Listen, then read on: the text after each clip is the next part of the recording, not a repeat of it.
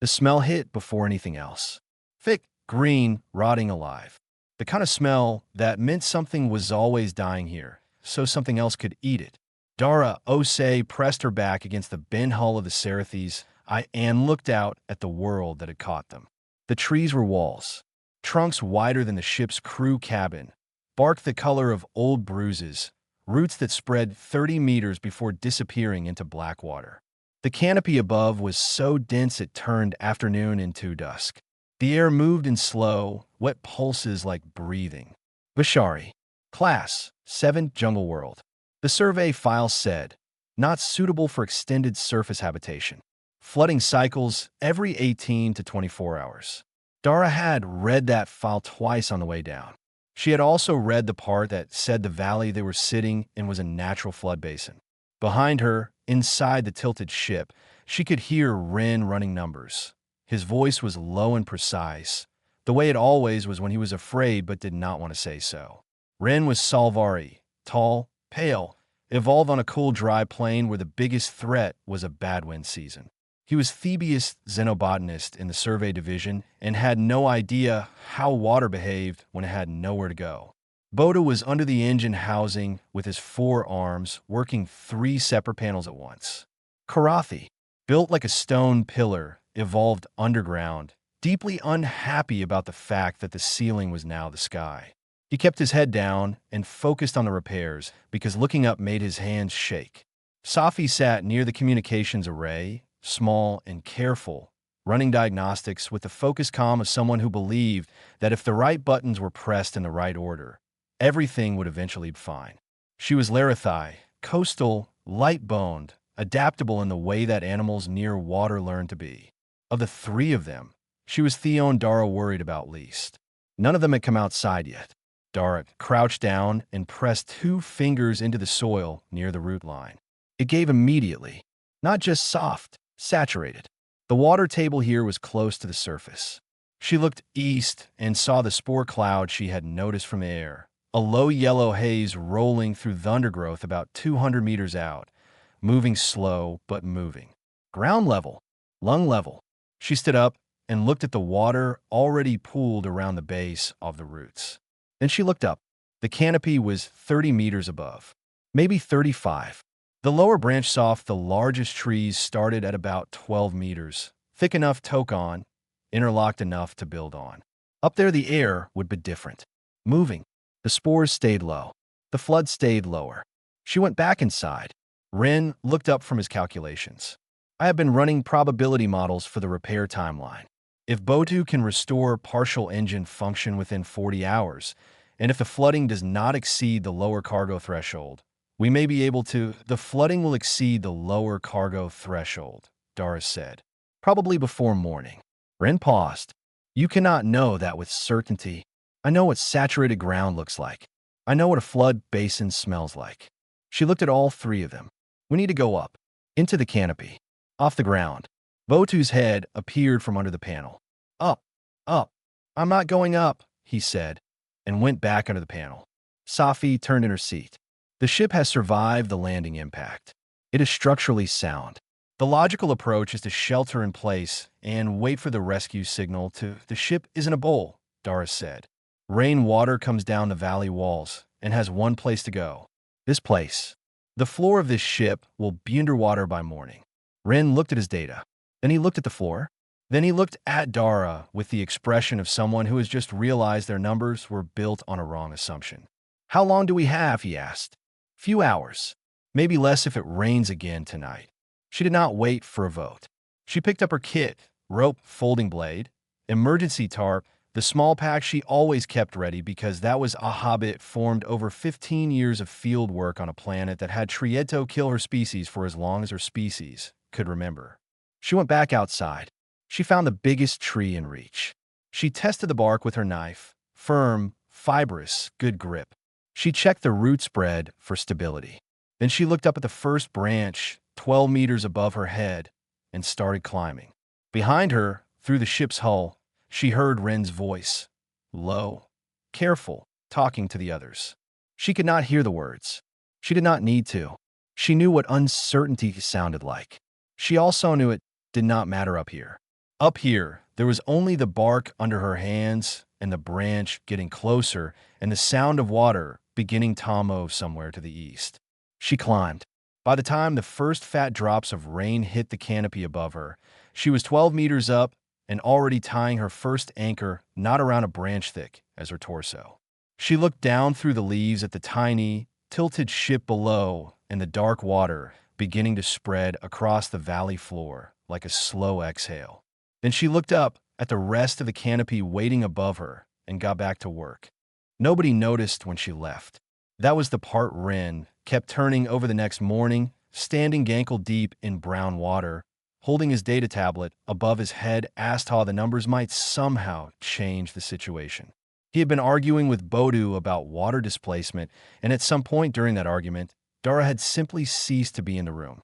She had not announced herself. She had not said goodbye or warned Themer asked for help.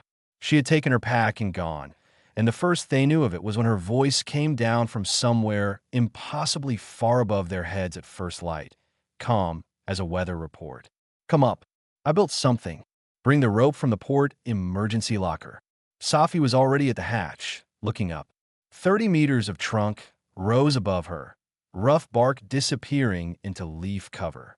Near the top, a shape that did not belong, flat, horizontal, made of rope and salvaged hull panel and woven leaf matter. It looked like something a person had built that it looked solid. Dara was standing on it. She raised one hand. "How'd she get up there?" Bodo asked from behind Safi. Nobody answered because nobody knew. Safi went first. She was the lightest, and she was also the one who trusted Dara the most, which she would not have been able to explain but did not need to. Dara threw down a knotted line. Safi tested the first knot with her weight, found it firm, and started climbing. Her arms burned after the first 4 meters. After 8, she stopped thinking about how high she was and started thinking only about the next knot. She reached the platform and Dara pulled her the last half meter by the wrist without drama, asked how this was something people did every day. Safi sat on the platform and looked down. The ship was already more than half submerged. The valley floor was a slow brown lake. The spore cloud she had seen in the eastern sensors was now sitting at ground level, thick and yellow, exactly where they had been standing the night before. "Oh," she said quietly. "Yeah," Dara said. She was already rigging a second line. Ren came next. Long limbs, no grip strength, a center of gravity designed for flat, open plane. He made it 6 meters and stopped. His hands were shaking. Dara's voice came down, even and unhurried. "Don't look at the distance. Look at the knot in front of your hands. Just that one. Put your weight on it. Then move to the next one." Ren looked at the knot. He put his weight on it. He moved to the next. He did this 11 more times and arrived on the platform gasping, with throat burns on both palms, and sat very still for a while. Boda was the problem. He stood at the base of the tree for a long time. He was Karathi. His species had evolved in tunnels and cave systems deep underground. Open sky was already bad enough. The idea of climbing toward it, of putting himself above the ground with nothing solid beneath him, made something in his chest do things he did not have good words for. Dara came down to him. Not all the way. She stopped 6 meters up and looked down at him. Her voice was the same as it had been with Ren. "No impatience. No edge." "What's the worst part?" she asked. "All of it," Botis said. "Pick the worst part." He thought about it. "Letting go. When I move from one knot to the next, there's a moment when I am holding nothing. That moment is less than 1 second," she said. "Your hands are already in the new knot before the old one goes. The gap is not real. It just feels real." Boda looked at the rope. He put his first hand on the knot, then his second, then, slowly, the other two. He started climbing. He did not look down. He did not look up. He looked at Dara's boots, 6 meters above him, and moved toward them 1 knot at a time. When he cleared the platform edge and rolled onto the flat surface and lay there looking up at the canopy, with all 4 hands pressed flat against the rope and panel floor, Safi let out a sound that was not quite a cheer, but close. Dara was already working on something at the far end of the platform. She was weaving a secondary floor layer from broad leaves, pressing them into a pattern that locked them together at the stems. Her hands moved without hesitation. She did not check her work the way a person check something uncertain. She checked it the way someone confirms what they already know. Safi watched her for a while and then asked the question she had been holding since the night before. Are you not afraid of any of this? Dara did not stop working. I am afraid of a lot of things, she said. I am afraid Bodu cannot fix the transmitter in time. I am afraid Rinspor exposure was worse than it looked. I am afraid of the thing I heard moving in the water below us about an hour before dawn. But you do not show it. Dara looked up. Scared and dead are two different things. I plan to stay in the first category. She went back to the leaves. Now help me with this roof section before the rain starts again. Above them, the canopy moved in a slow wind. Below, the flood spread wide and quiet across the valley. On the platform, four very different creatures sat above the worst of it and got to work. 2 days after the crash, Ren stopped calling it a temporary shelter. He did not say this out loud. He wrote it in his private research log, which he told himself was scientific observation and not something more personal. And then he watched Dara work and kept writing. The platform had grown. What had started as one flat surface between 3 trunks was now a second, connected platform to the south, joined by a rope bridge 3 meters long with side rails that Dara had braided from stripped bark fiber. The rain catch was operational. A funnel off-tightly overlapping leaves channeling water into a sealed hull-section canister. Clean enough to drink after the filter pad she had cut from the ship's air system. She had also built a hearth.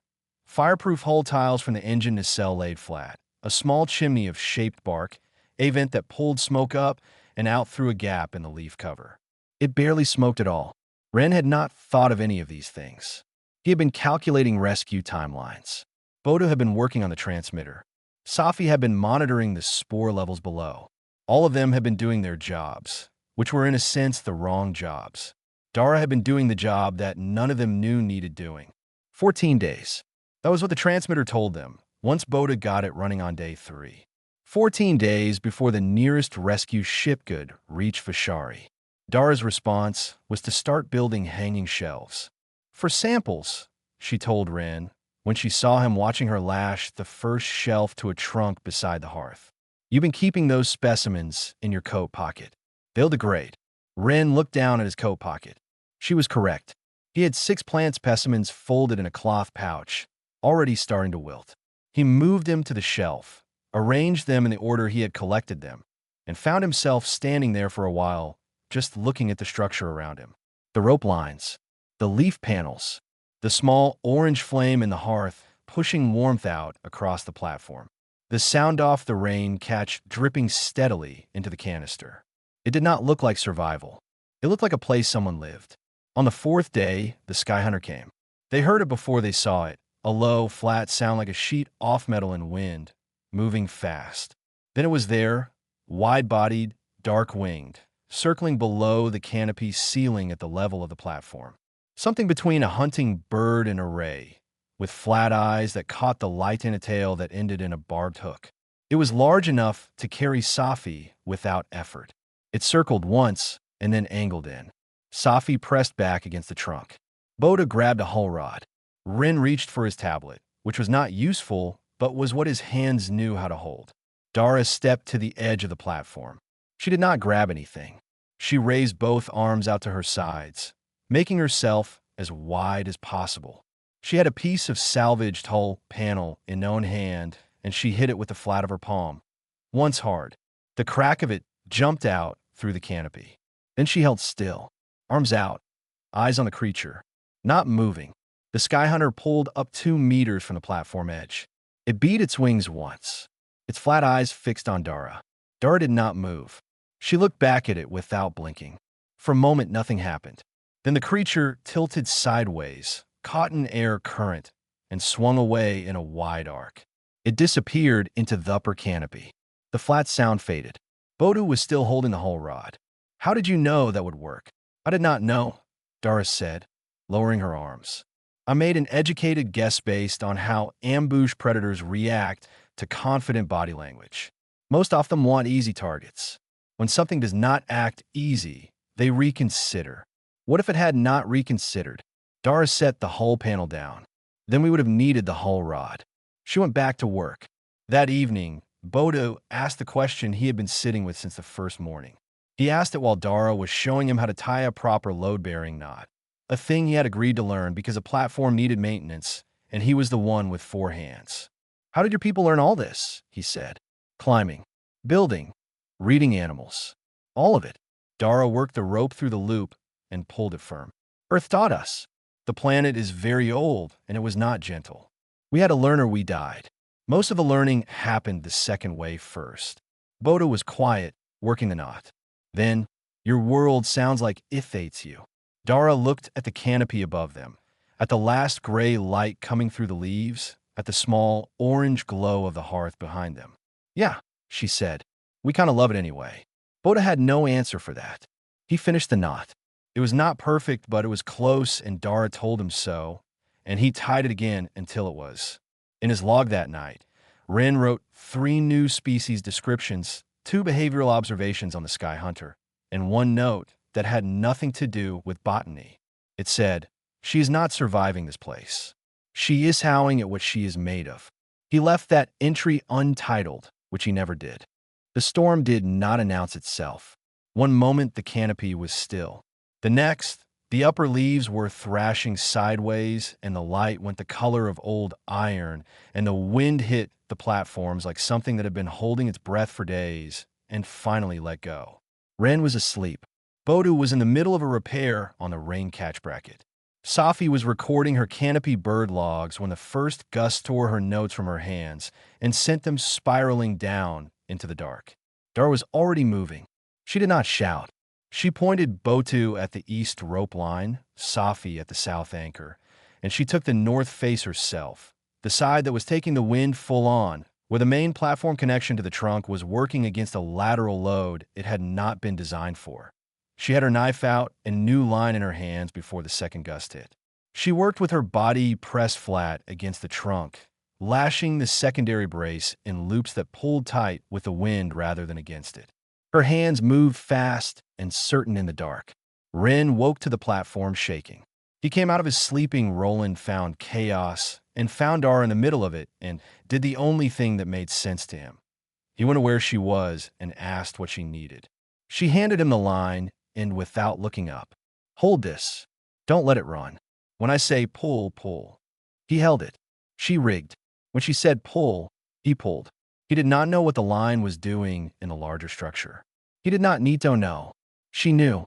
Safi's breathing had changed. Dara noticed it at the same moment Ren did. A wet catch in it, shallow, too fast. The spore exposure from the first night had been worse than they had thought. Her lungs were fighting something. By the time the storm hit its worst, Safi was sitting against the trunk with her knees up and her eyes closed and a fever that Ren measured at 4 degrees above her normal range. He told Dara. She did not stop working. "What does she need?" "There's a plant. I cataloged it 2 days ago. Canopy level, eastern trunk cluster. The compound in the leaves is a strong bacterial inhibitor that I am confident it would help." "Where exactly?" "The cluster of blue-stemmed growth on the 3rd trunk east of the bridge. About 2 meters past the platform edge." Dara looked east. Past the bridge, in the dark, in the wind, 2 meters off, nothing between platform and the next trunk. She looked at Botu. "Give me a safety line. Long one." Botu did not argue. He pulled the longest line they had from the store's end, tied it to the main anchor without being asked.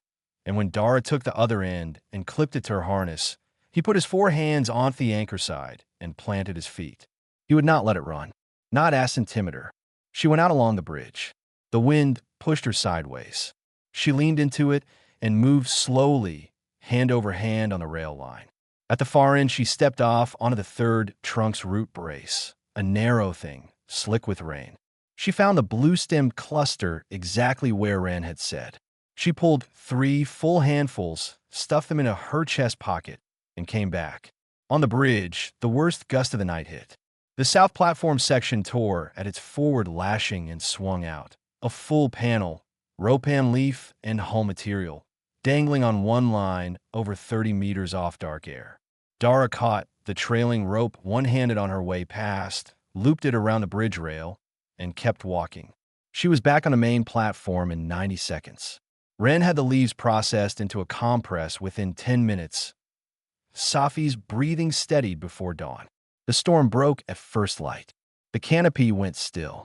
Rain dripped from every surface in long, silver lines. One platform section had torn and been relashed. Two anchor lines had slipped and been reset. The hearth had survived under its bark chimney hood, and when Dara lit the fire again, the small orange flame pushed warmth across the platform, and for a moment nobody said anything. Boda looked at his hands. He had rope burns across all four palms. That he had never had rope burns before.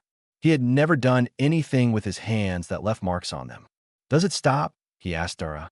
"Does Vishari stop trying?" "No," she said simply. She was wringing water from her sleeve. "Then how do you keep going?" She thought about it honestly. "You build something that can take it. And then when it can't quite take it, you fix it. And then it can again." Boda looked at the relashed platform section. It was rougher than the original work. It was also tighter. He had helped do that. He had held the line through the worst of the storm, and it had not run. He thought that was probably worth something, though he did not yet have the right word for what. Then Rin said quietly, "The Sky Hunters are back." They were. On the far end of the high platform, three of them sat in a tight row, wings folded, flat eyes watching the four of them with the calm of creatures that had decided, for reasons of their own, to stay. They had not left during the storm. They had sheltered with them. On day 8, Rin named a flower. He had been cataloging it since day 4. A canopy bloom with aspiral structure and a faint chemical signature he had never encountered in 14 years of field work. On day 8, he assigned it a formal designation in the survey registry, which required a common name alongside the scientific one. He sat with it for a long time. Then he typed, "Osei Spiral." He did not tell Dara. He closed the registry and went back to his sample work. The Haven had become something none of them had a good word for. It was not a camp. Camps were temporary, uncomfortable, tolerated. This had a hearth that held heat through the night. A pulley system that Bodu had rigged between the platforms, which could lift a full supply load from the receding floodplain below in under 2 minutes. Sleeping areas with raised edges to keep the rain out. Safi's recording station on the high platform. Microphones made from hull wire and salvage sensor nodes, capturing the full vocabulary of the canopy bird she had now identified as a single species with a 17-call language. The Sky Hunters had taken permanent roost on the East End. 5 of them now. They watched everything and hurt nothing. Ren mapped every plant within arm's reach of any platform. He had 31 new species. 3 had compounds worth writing papers about. That he was writing those papers on his data tablet at night, which was something he had never expected to do on a survival mission. Boda had stopped sleeping with his back to the sky. It happened gradually, without announcement. One morning, he was simply sitting at the platform edge with his legs over the side, looking out at the canopy, and Safi saw it and said nothing because saying something would have made it a thing, and it was better as just a change. On day 10, Dara taught them all knot work. She did not call it a lesson. She just started tying a knot and explained what each movement did and why, and they all gathered around because there was nothing else to do and the information was useful. Ren's long fingers were surprisingly good at the finer knots. Bodu's 4 hands let him work 4 points Ofa joined simultaneously, which Dara said was genuinely unfair. Safikal tied the basic load-bearing knot in the dark by day 12. On day 12, the second beacon came in. It was faint, partial signal, scrambled, the kind that meant a damaged transmitter doing its best. Bodu cleaned it up and ran the location 0.40 kilometers north. Another crash site. 1 survivor, critical with injuries that the partial medical beacon described in terms that Ren read, and then read again, and then looked at Dara. "The rescue ship cannot divert," Safi said. She had already run the numbers. "It is locked into our approach vector. It cannot reach that site in time." Everyone looked at the map. 40 kilometers of primary jungle. The floodplain was down, but not gone. Unknown terrain between here and there. Dara was quiet for a moment. Then, how fast can Bodu rig a descent line from the platform to ground level? Ren looked up. "You cannot be serious." "I'm always serious about this kind of thing." 40 kilometers of Vishari jungle. On foot, or in the lower canopy. Ren set his tablet down. "Dada." What is the probability of that survivor making it without help? Ren did not answer. The answer was in the medical beacon data, and it was not a good number. Boda was already at the rope stores. I can rig the descent line in 20 minutes, he said. I would like to come. I'm coming too, Safi said. Her voice did not have any uncertainty in it. Ren sat for a moment longer. He thought about flat, open plains and dry wind, and the life he had built around the careful, controlled collection of data. He thought about rope burns on his palms. Head hot about the name he had put in the registry. I know the plant compounds of this region better than any of you, he said. If the survivor needs field medicine, I am the one who can provide it. He stood. I'm also coming. Dara looked at all three of them. She did not look surprised. She also did not tell them it was dangerous, or that they should think about it, or any of the things that would have suggested she had not seen this coming. She had seen it coming. She had been watching them for 10 days, and she knew exactly what they had become. Rest tonight, she said. We leave at first light. Pack light. Ropey ice the priority. Ren brings the full medical kit and his botanical notes for this region. Bodo, I need you on point with me. Your underground instinct for structural load are going to be useful in the lower canopy. Safi, you track our bearing and keep the beacon signal locked. They all moved to their tasks. Above them, the 5 sky hunters shifted in their roost and watched. Safi came to Dara later, when the others were asleep. She said she had filed her observation report on Dara, the full version, with the Survey Division's Xenosocial Archive. Dara asked what it said. Safi read it aloud. Subject demonstrates an unusual relationship with hostile environments. Not just endurance, but something closer to belonging. Humans appear to become more themselves under pressure, not less. Dara was quiet for a long moment. That's the nicest thing anyone has ever said about my species, she said. She went to sleep sitting against the trunk, the way she always did. The fire burned low. The canopy breathed in the dark. 40 kilometers is not far on a map. On the ground in Vishari, under triple canopy, through root systems that rose higher than Boda's head and bog sections that tried to wallow your feet whole, 40 kilometers was a different number entirely. They moved fast on the lower canopy for the first 10 kilometers, branch to branch, Dara setting the route, reading the trees the way she had learned to read terrain back home. Which branches would hold, which gaps required a swing line, which angles of approach led somewhere and which ones led to nothing. She moved without hesitation and they followed, and none of them fell. At kilometer 12, the lower canopy ran out.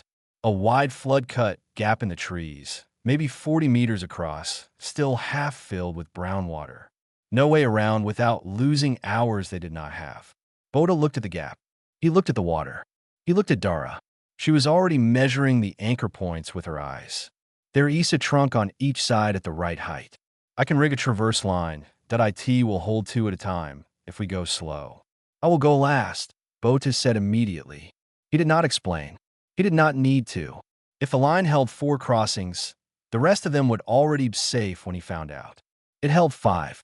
Dara crossed twice, once going and once coming back to help Ren, who lost his footing halfway and swung free for a moment before finding the line again. His face afterward was the color O-fold paper, but his hands had not let go. The sky hunters were above them for the whole traverse, circling in slow wide arcs above the canopy. They had followed from the haven without being asked. At kilometer 28, the sky hunters suddenly swept low and broke left, hard, away from the route Dara had been following. She stopped. Everyone stopped. She watched the creatures angle away, watched the direction they were steering clear of, and change course right without a word. They came around a long curve and rejoined their bearing from the other side. Half a kilometer later, coming back through a higher canopy, Dara caught sight of what the alternate path had held. A ground predator pack, 6 animals, wide and low, and waiting in the shadows of a root cluster directly on the line they would have walked. Safi wrote it in her log without comment. The entry just read, Sky Hunters, Behavioral Deviation, Protective Vector. She would write the full paper later. For now, she kept moving. They reached the second crash site in 18 hours. The survivor was a young Salvari researcher named Ollie, one of Ren's former students, as it turned out. He was alive, barely, pinned under a collapsed equipment frame with a damaged leg and 3 cracked ribs and a fever that had been running for 2 days. When he opened his eyes and saw Ren, he said something in Salvari that Dara did not understand. Ren answered, also in Salvari, and his voice had something in it that his voice had not had 2 weeks ago. Something steadier than before. Ren handled the medicine. Bodo lifted the equipment frame with 3 off his forearms. Safi monitored the beacon and calculated the return route. Dara built a litter from crash debris and the rope she always had. She did it in 40 minutes. It was strong enough. It was always strong enough. The return journey was harder, slower, carrying weight, one more person to get across the Traverse Gap. The Skyhunters guided them away from a second predator cluster near kilometer 31. Alla drifted in and out of consciousness on the litter. Ren walked beside him and talked to him the whole way about nothing important, about the plants he had cataloged, about a flower he had named. They reached the rescue landing zone with 6 hours to spare. The survey team captain was a short, gray Karathi woman named Visaho, had done this job for 30 years and had never once been surprised at a rescue scene. She was surprised now, for survivors in good health. A 5th on a litter, stable and improving. And a human standing at the clearing edge with rope-burned hands and mud up to her elbows, watching 5 dark-winged creatures make one final circle above the trees before they turned and went back into the canopy. Vasa asked how they had survived 14 days on Bishari. Ren answered before Dara could. He had clearly been thinking about the words for some time. She built us a home, he said, above the worst of it. And when the worst found us anyway, she walked 40 kilometers of jungle to bring someone else home, too. Vasa looked at Dara. Dara looked at the canopy where the Sky Hunter had gone. She shrugged once, the way people shrug when the explanation is true, but also too simple for what it was. The jungle was brutal, she said. So we went above it. On the rescue ship, clean and warm, Bodas sat at the observation port and looked at the sky for a long time. He did not look away from it. Ren was already asleep in the medical bay chair beside Ollie's bed, upright, head forward, the way people sleep when rest is something taken fast and held light. His data tablet was open in his lap, Toth registry page. Osei's spiral. He had not closed it. Safi sat across from Bodu and watched him watching the sky. After a while, he said, quietly, as if completing a thought he had started days ago, I used to think survival was about what you could endure. I think now it is about what you can build. Safi was still recording. She noted it down. Behind them, 40 kilometers south in the deep canopy of Ashari, the haven stood empty and solid. The rain catch dripped. The hearthstones were cold. And on the highest platform, tied to the trunk in the knot Ren had spent 3 days learning, a single strip of orange signal cloth moved in the canopy wind. It had not been left by accident. It was a marker, a sign that said, someone was here. Someone built something that lasted. Someone went above the brutal and left the path standing for whoever came next.